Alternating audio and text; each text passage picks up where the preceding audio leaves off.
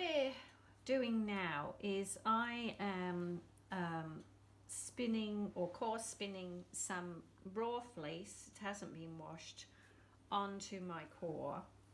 I've just sort of pulled it apart, and we're just going to show you the idea of, see, there's a big lump there. I'm just going to let it go on. We're not looking for particularly any smoothness here. This is just even letting those little tails stick out. The fiber itself, well, there's no term that you could use. It's not a woolen or a worsted method. So we're just pulling it on. Oh, look at that lovely bit. You really get to see some gorgeous little curly bits of the fleece and allow them to go on. My eyes are always in this section here, so I can work with these two fingers and the pinching and the holding with this thumb and finger as well. So, and meanwhile my core is sliding. I mean, I could wrap it over my fingers, but it's working pretty well now. Sliding through my hands as the tension takes it out of my hand. So just pull there. Every now and again I might pull the fibers down with this finger and thumb. Just pull them down and reorganize them the way that I want. Woo! A little bit of vegetable matter there. We might say no to that. Okay, so here we have an opportunity to add in an add-in. Now this is actually some art yarn that I've spun previously, and I was just saying to Ivy, I haven't got enough of it for a project, so I'm just going to add it in and add it in as part of an add-in. Now this could be a piece of fabric, a long strip of fabric. Quite easily incorporates, you know, if you've got some lovely silk or even some linen, can look really lovely. Could cut it on the bias if you wanted to. You can experiment all different ways. So what we will do is, I'll just slow down my tension a little bit, and I'm going to just pull out some fibers so that I've got a finer group of fibers to work with coming away. And I'm going to take the end, this is quite a long one, but why not? I'm going to take the end of my add-in and just place it on the core and attach it to the core with a couple of rotations. Okay, and then what I'm going to do is I'm going to bring up the add-in and loop it over my thumb. Here's my core, and I've just looped it up over my thumb. And what I'm then going to do with these fine fibers is I'm just going to do another rotation. And what that does is it locks that down onto the core. I'm then going to bring up another and another loop, and each time with that loop I'm just going to allow the fibers to wrap it onto the core so it's nice and attached. Bring it up again, wrap it onto the core, and why not bring up a big loop and then a smaller loop. You get into quite a rhythm with it, and it starts to look, reminds me of one of those crispy potato curls at the fun fair, you know, that you get, the deep fried crispy potato curls. So we're going to bring up another loop. Oh look, there's a nice yellow bit there. Oh, and here comes up some lovely silk.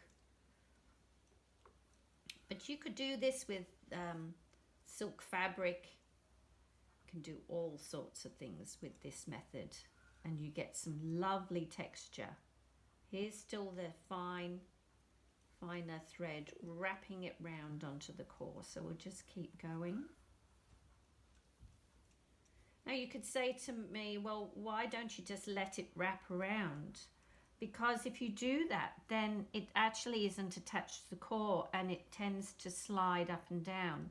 This way, it's actually attached to the core, and you can't really separate it either. It's nice and solid, okay? And it's really stable. Bring up another piece. Love these yarns that have the mohair locks in them, because that can look really quite interesting.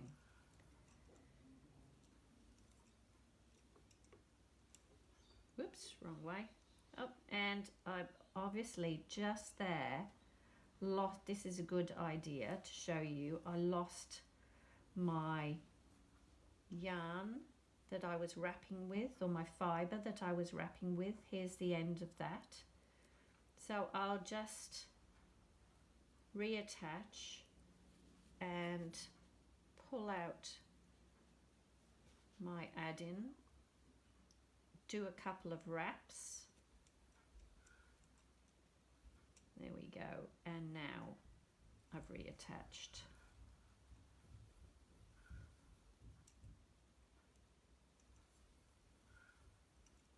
Just bringing it up each time.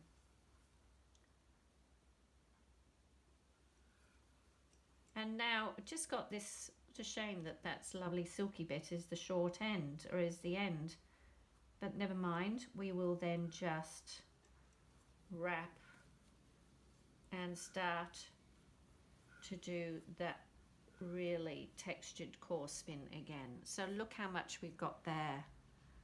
That's just going to be lovely. And once it's off the bobbin, and once it's on a skein and it's washed, and it will relax a little bit more, and you could well get some more openness there, but I'm really quite happy with that. So I'd like to show you how to do these little ragged sort of pom-poms, and this isn't, I was just saying to Ivy, this isn't the best example of these little pom-poms, but it's what we've got at the moment, and be able to show you when this yarn is finished what they look like, and how to attach these little pom-poms onto the yarn itself. So this is actually made out of singles. So quite often we get these balls of singles. Here's some with, you know, basically in a colour. This one is just in a natural fleece. And you just take them off your bobbins because it's what's left over on plying.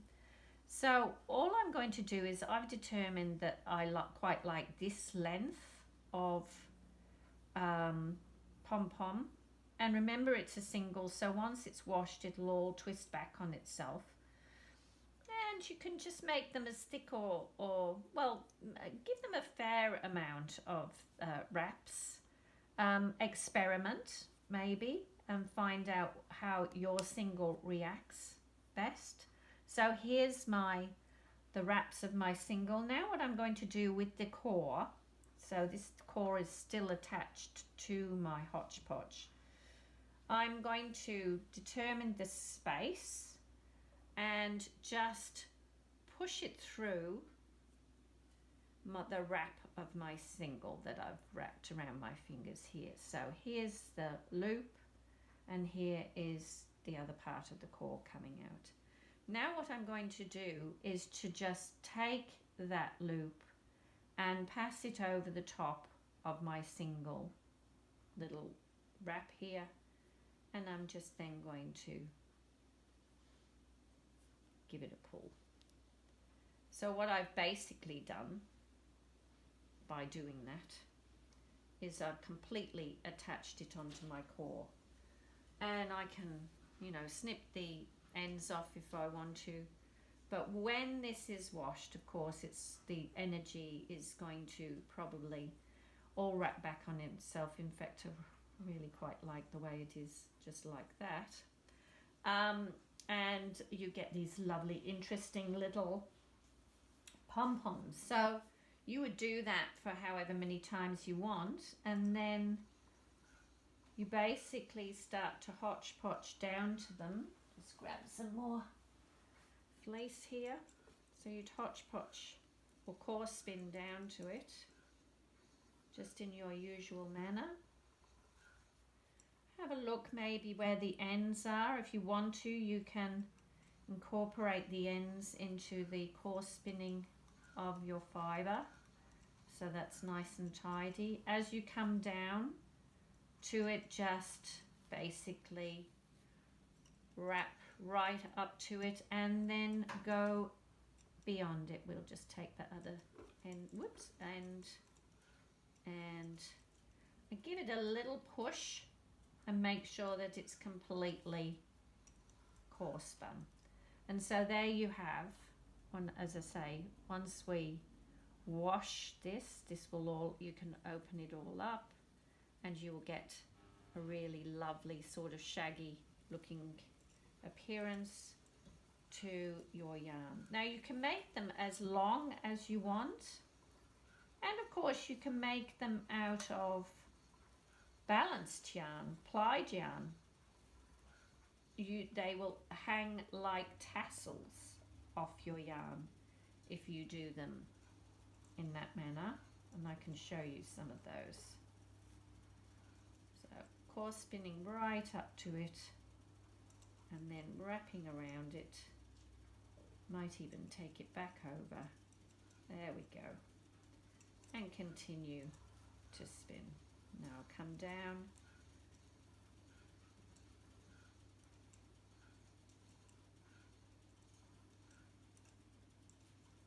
to the other one that I've got. Needs some more lace.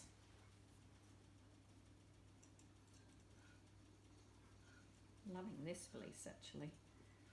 We were just saying before we like the nature of it. Little curly cues. And here we go. We're coming down to this section where and I've got a long tail there sticking out, but that's okay. We can just wrap over that. Coming down to it. The interesting part about this is that they're both greasy. Fibre I'm wrapping around, and the little, let's just give it a wrap back up there and around. Here we go. And so you will just get these almost like ragged daisies looking, which we had on the other side. So that can look really interesting, especially in weaving, although you will always, even with your knitting, you'd be able to organize so that that came to the front of your work. Now with the longer ones, my suggestion to you is, you can make them more like a tassel, but if you're going to do that, add it in, it's the same process as you can see. You could possibly make it longer, and then you could even finish it off like a tassel, wrapping it around. And while it was damp, what I would suggest you do is that you can give this yarn a little bit of a tug and make sure it dries in more of a, an elegant sort of way. But you can use up all sorts of hand spun and all thicknesses of singles here to just create these little bits of interest in your Hotch Potch yarn. So we have just illustrated before doing these little, what will become a sort of little fluffy shaggy pom-pom in our Hotch Potch yarn. But you can also add any fabric strips that you have, and this was some silk organza that I had that I've cut into, just torn into strips because I quite like that sort of organic rough edge. You can, excuse me, you can cut them thinner than this if you wish to. But remember that you're going to wash your yarn.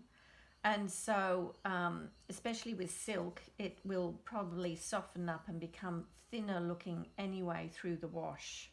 So cutting the silk is not a bad idea. You can use stiff cotton, any sorts of fabrics. You could even use some t-shirt fabric if you wanted to. That would make some really interesting features in your yarn. So it's the same sort of process as we did with the handspun add-ins that we had. So what we're going to do is, I might just spin a little bit more Hotch Potch to have some distance between the last add-in and this one. There we go, and of course just reminding you that this is greasy fleece that I'm just allowing to wrap around. So I will take my fabric and lay it alongside my core like that, and I'm just going to basically attach it into the onto the core. And then what I'm going to do is I'm just going to do a little loop over my thumb and do one wrap, allow it to come around, and then another loop over my thumb, allow it to come around. Just draft that out a little finer. And of course it won't do that when you want it to. There we go.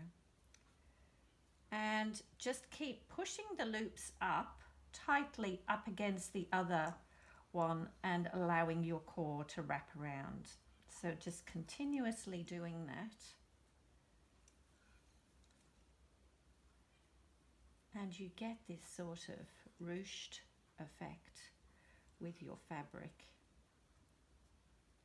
This is the great thing about having control of your treadling. And here's the end of the silk. So what I'm now going to do is to take some more fibre and continue my process of Hotch Potch. And so there I have this lovely sort of ruched effect of fabric added in to my yarn. And when that's washed, it actually sort of reminds me of almost like the bougainvillea that flowers that sort of, you don't have to make it as long as that. You can actually just do 2 or 3 and it really looks lovely. So we might just continue on a little longer and pop another one in just so that you get another idea of that.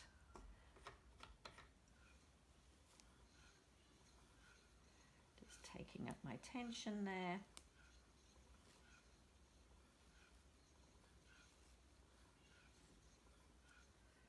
Okay, and that's my core. And we'll just draft out the fibres a little finer. Take this onto the wheel a bit more. There we go. So we've got a finer lot of fibre. Once again, just take the fabric, lay it onto the core, trap it with the fibre, and then start the process of creating the little loops. So there's my first one. Here comes my second one. Here comes my third. Okay. It's almost like you're creating this little posy of loops.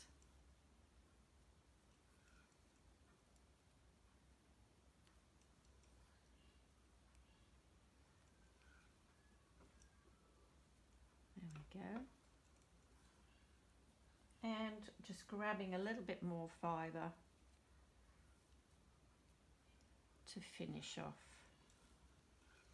my Hotch Potch and to trap those loops into the to trap the fabric onto the core. And there you have it. Okay, so now we're going to do something which most of you will know about, is auto wrapping. But I just wanted you to be able to see that you can auto wrap with all sorts of things. This is just some woolen yarn that I found on a cone that really blends well with this colorway. It's got a couple of breaks in it, but that's okay. That will just add to the whole eclectic nature of this yarn.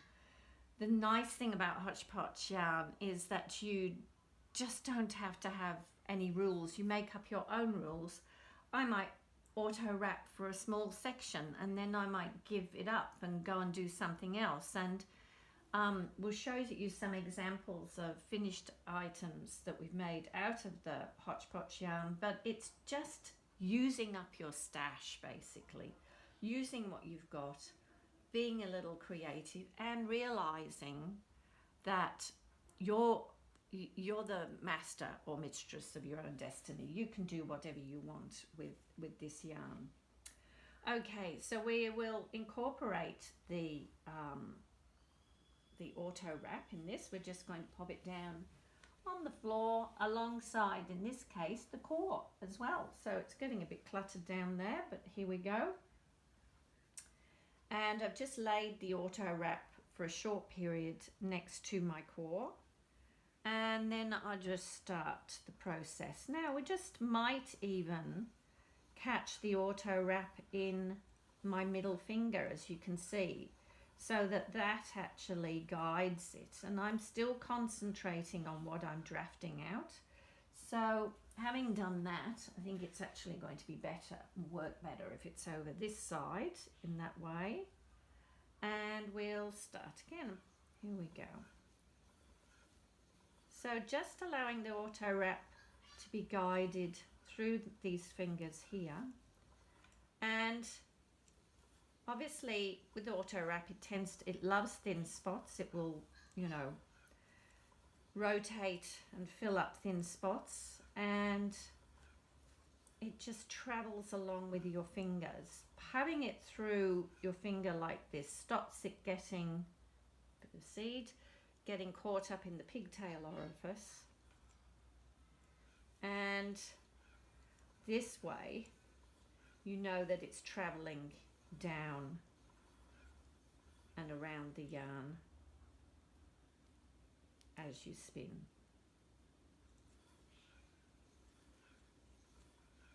So there you go. That's going to blend in very nicely with this mixture of colours, and it'll come more into the fore once we're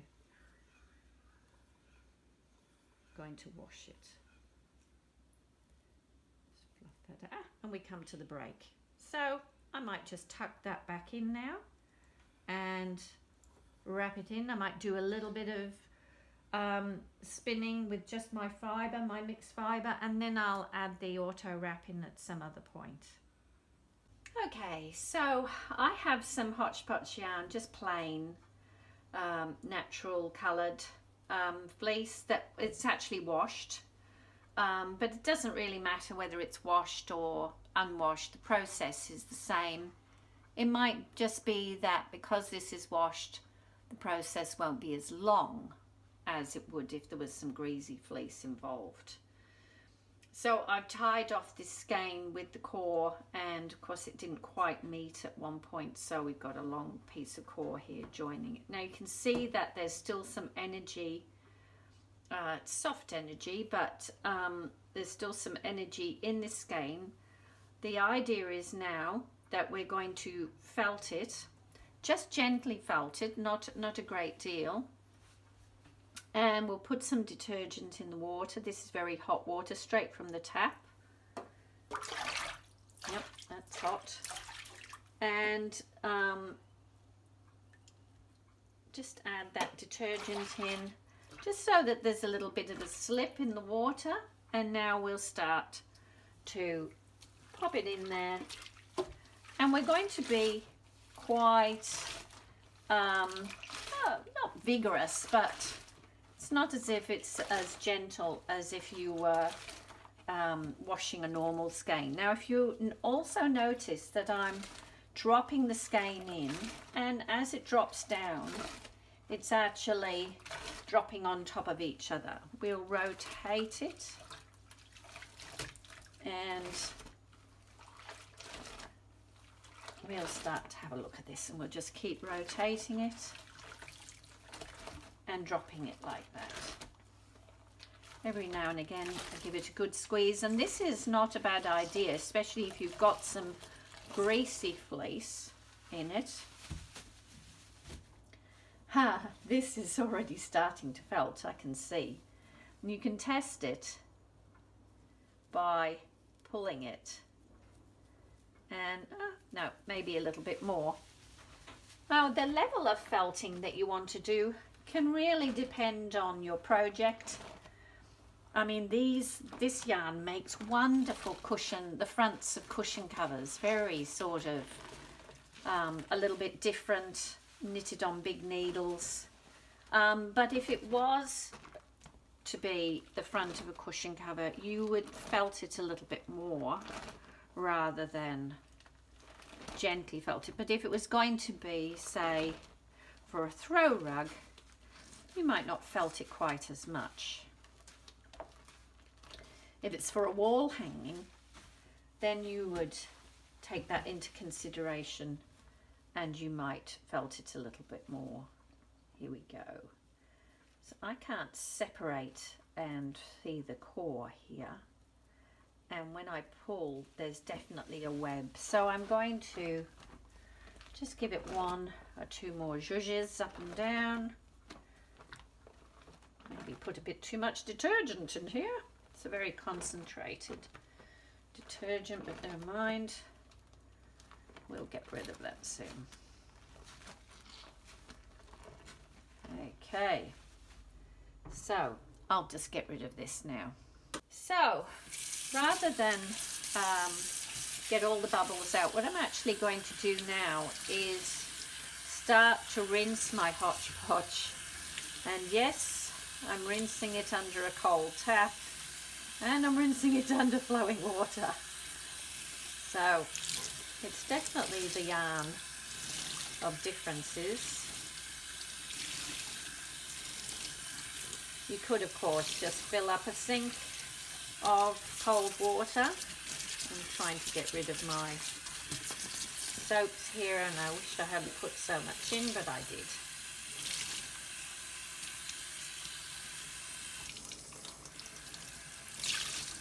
And I can feel that it's, there we go. So let's have a look at it.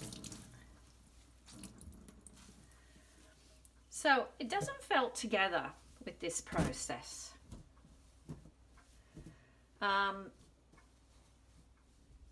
But it doesn't felt in smooth tubular thing. You still get the thick and thin sections as you were when you got when you spun it. So now what we're going to do is just, I could roll it up in a towel.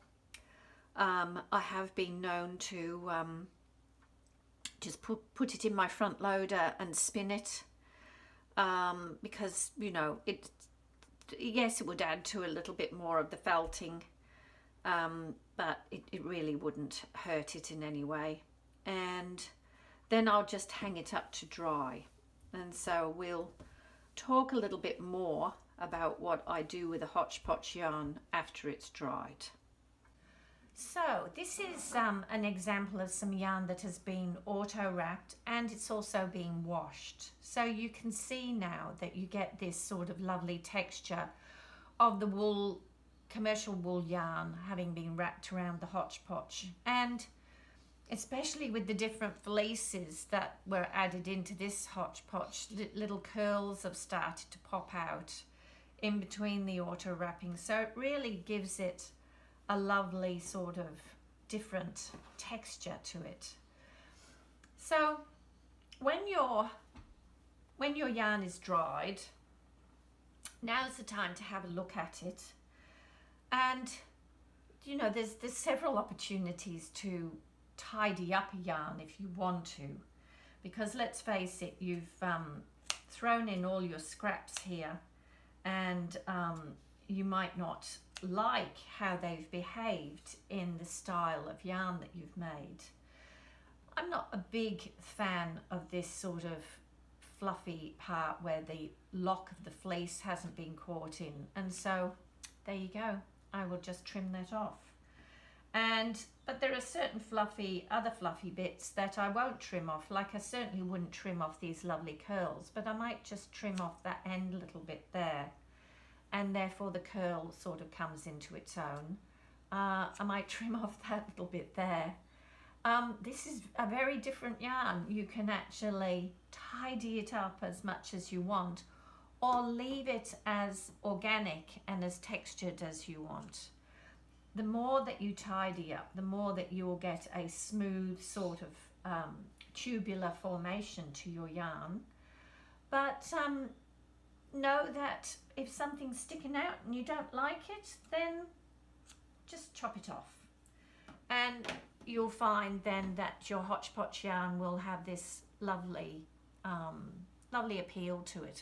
I'm really enjoying the look of this auto wrapping on this yarn, especially as it presents itself across the long wool fleece that I put in there, the English Leicester, and the softer fibres that I had. I mean, I quite like that as a curl, so I'm going to leave that in. So it looks really, really lovely. Now the big question that whenever you do a yarn like this, people say to you, well, what are you going to do with it? And we have been known to just hang it up on the wall as is, and quite frankly, I enjoy looking at my yarn hanging on the wall and sort of stroking it as I go past.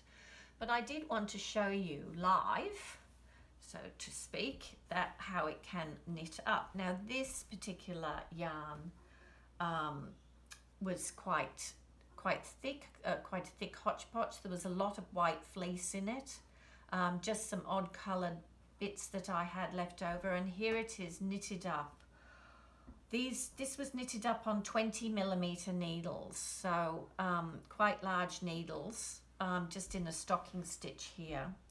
The bottom part of it was had no auto wrap in it. The top part actually had some, I did a little bit of auto wrapping on it, but it was a linen thread, and the linen thread has not actually felted, of course, into the yarn itself. So it sort of gives more of a wiggly texture, rather than, if you can imagine, this auto wrap would certainly, it's more embedded into the fibre itself, but that you can get some lovely results. Knitting up on a larger needle like this, it's still really lovely and malleable, soft, warm. I really love the pearl side as well. You know, there are some little curls, mohair curls sticking out. So you can do throw rugs out of this yarn. If you knitted it on, say, more of a 15mm needle and you're getting a firmer cloth out of it, you could use it as the front of cushion covers.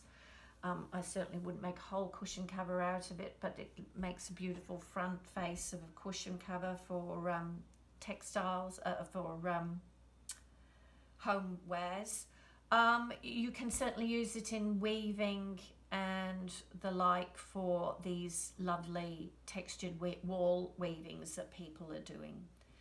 So I'm hoping that you have gained some inspiration from this to use up your stash, just not to even think about whether fleece is clean or I should wash this or I haven't got enough of this.